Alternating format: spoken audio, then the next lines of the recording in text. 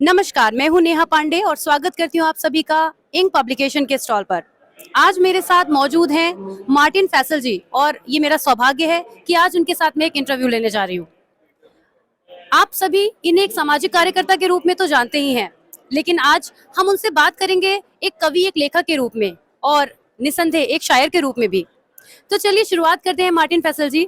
हम जानना चाहेंगे कि एक लेखक के रूप में, कवि के रूप में आपका जो सफर है वो कैसा रहा है और किस तरह से ये शुरुआत हुई और क्या क्या उसके बीच में रहा, आप ही की जुबानी हम जानना चाहेंगे। जी, बहुत बहुत शुक्रिया नेहा जी। और मैंने भी आपके इंटरव्यूज़ देखे हैं, बहुत बेहतर तरीके से आप काम कर रहे हैं और नए राइटर्स को जिस तरीके से आप प्लेटफॉर्म देने की कोशिश करते हैं वो काबिल तारीफ़ है।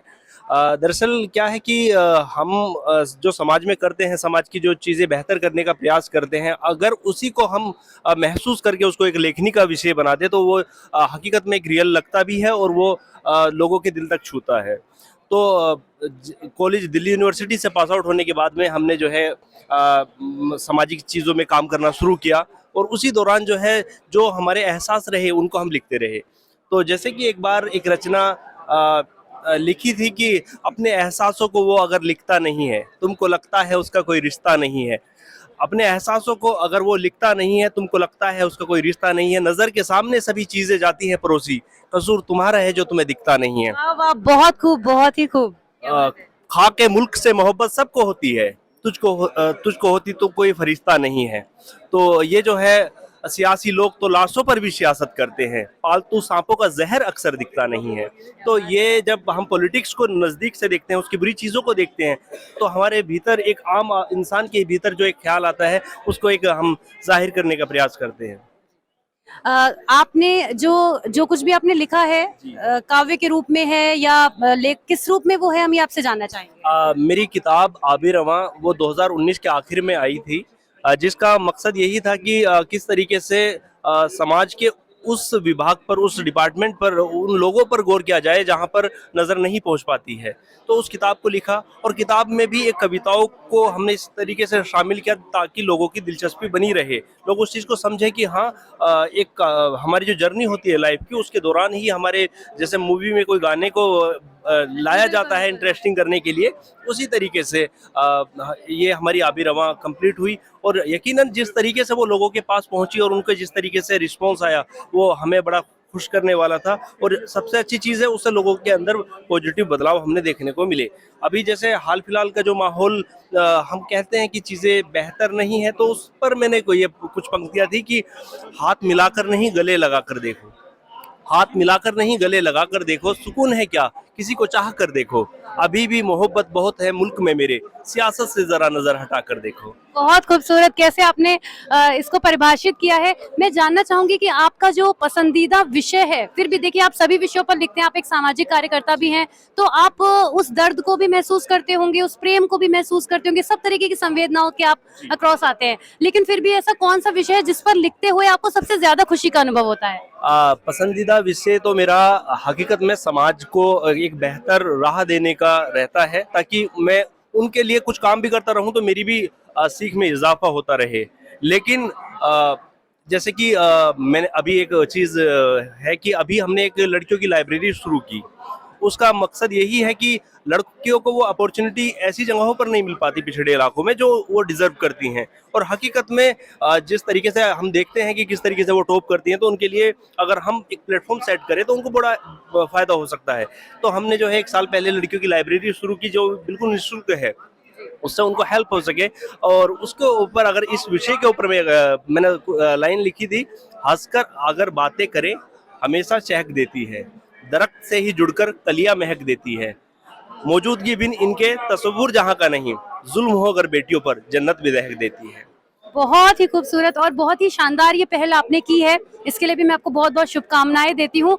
मैं आपसे एक कुछ ऐसा सुनना चाहूंगी जो आपने प्रेम पर लिखा हो। जरूर मैं जरूर सुनना चाहूंगी। प्रेम पर मैंने लिखा है कि आ, प्रेम पर है। प्रेम निसंदेह एक ऐसी अनुभूति है जो आपको आपके उस स्थिति से लेकर किसी दूसरे जहान में जरूर लेकर चली जाती है। तो प्रेम पर सुनना हमारे दर्शकों को भी बेहद पसंद है और पढ़ने वाले भी प्रेम को जरूर ढूंढते हैं। तो आप जो पंक्तियां सुनाना चाहेंगे? मेरे उनसे लाख इख्तिलाफ सही, मेरी नीयत पर हमेशा साफ रही। ये दरअसल ये प्रेम के ऊपर नहीं है, प्रेम के ऊपर इसके बाद में मैं पढ़ूंगा। बिल्कुल बिल्कुल बिल्कुल, आपकी हमें हर लाइन बहुत खूबसूरत लग रही है और निस्संदेह इस इंटरव्यू को देखने वालों को भी बहुत मजा आ रहा होगा, तो आप जरूर कंटिन्यू रहिए। जी, मेरे उनसे लाख इख्तिलाफ सही, मेरी नीयत पर हमेशा साफ रही।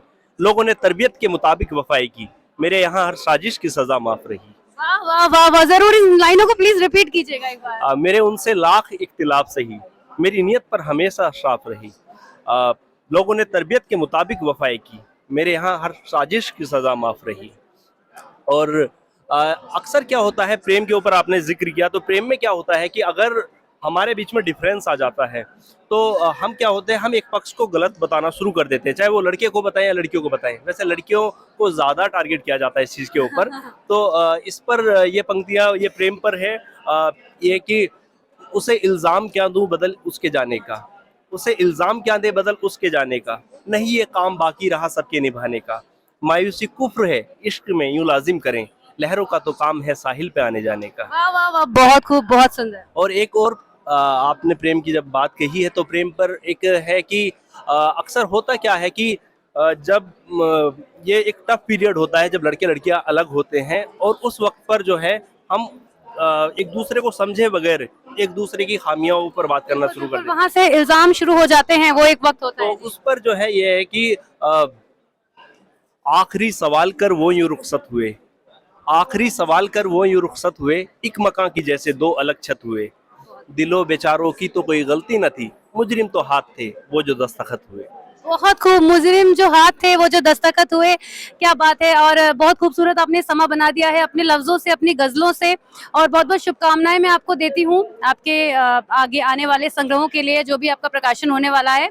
और पाठकों के लिए कुछ कहना चाहेंगे, हमारे श्रोताओं के लिए कुछ कहना चाहेंगे? श्रोताओं के लिए, आपके श्रोता जिस तरीके से सबसे पहले तो कि जिस तरीके से आप मेहनत कर रही हैं श्रोताओं को, यकीनन किसी का भरोसा किसी पर हो पाना इतना आसान काम नहीं है। और श्रोताओं को कि आप इसी तरीके से ये मोहब्बत देते रहिए। आपकी जो अप्रिसिएशन नेहा पांडे जी का जो है हौसला बढ़ाती है, तो इसी तरीके से आप कंटिन्यू रहिए। और इसी के साथ में जब हमने प्रेम की बात की है तो प्रेम में कुछ एक बड़ी शख्सियत को हम शामिल कर देते हैं। हर खुशी मिल जाती है जब तू पास होता है, हर खुशी मिल जाती है जब तू पास होता है, एहसास तेरे मेरे मिलने का यूं कुछ खास होता है। सच्ची मोहब्बतें दशरथ मांझी भी बनाती हैं, प्यार में हर कोई नहीं सिर्फ देवदास होता है। वाह भाई वाह, बहुत खूब। आपने मेरा भी बहुत एनर्जी लेवल हाई कर दिया है। और मैं इस इंटरव्यू के बाद भी आपकी बहुत सारी गजलें, बहुत सारी रचनाएं सुनने वाली हूँ इत्मीनान से बैठ के। और अगर पाठकों को आपको सुनना है या पढ़ना है तो जरूर वो आपसे संपर्क करेंगे। मैं जानना चाहूंगी कि हमारे पाठक या श्रोता आपसे किस तरह से जुड़ सकते हैं? डायरेक्टली जो मार्टिन फैजल, क्योंकि नाम आपको यूनिक लगा। जी बिल्कुल, बहुत यूनिक नाम है आपका, मार्टिन फैजल। हकीकत में इसके अंदर भी एक हमारे देश, जिस तरीके से हमारा देश है गंगा जमनी तहजीब वाला, उसी तरीके से इससे ये एग्जाम्पल देने की कोशिश है कि हम जो है किस तरीके से हमारी पहचान जो है हम भारतीय हैं, और ये जो है हमारे नाम एक जैसे हैं, हम भारतीय हैं, जब बाहर जाते हैं हमारी ये पहचान यही होती है। तो मेरा नाम मार्टिन फैजल है। आप हर मीडियम पे, मैं यूट्यूब, फेसबुक और इंस्टाग्राम पे हमारी मुलाकात होगी। और काफी कुछ है जो कि इस छोटे से इंटरव्यू में नहीं बताया जा सकता। जी, अगर मैं शॉर्ट में कहूँ तो इनका नाम इतना अनोखा है कि आप इन्हें बहुत आसानी से कहीं पर भी सर्च कर लेंगे। शायद मेरे शब्द बिल्कुल ठीक हैं, राइट? जी जी बिल्कुल बिल्कुल। ये जो है अब हर जगह पर इजीली अवेलेबल हो जाएंगे। हाँ, थोड़ी सी मिस्टेक ये कर देते हैं, फैसल और फैजल में मिस्टेक हो जाती है, तो वो फैसल है, मार्टिन फैसल है, तो इसलिए आपको इजीली जी मिल जाएगी। बिल्कुल बिल्कुल। तो बहुत बहुत धन्यवाद आपका मार्टिन फैसल जी, आप हमसे जुड़े। आज का ये बहुत इंटरव्यू बहुत बेहतरीन रहा, आपके साथ मुझे बात करके पर्सनली बहुत मजा आया। बहुत बहुत धन्यवाद बहुत आपका। बहुत शुक्रिया आपका, और ये यकीनन मेरे लिए भी आज का दिन यादगार हो गया। बहुत बहुत धन्यवाद।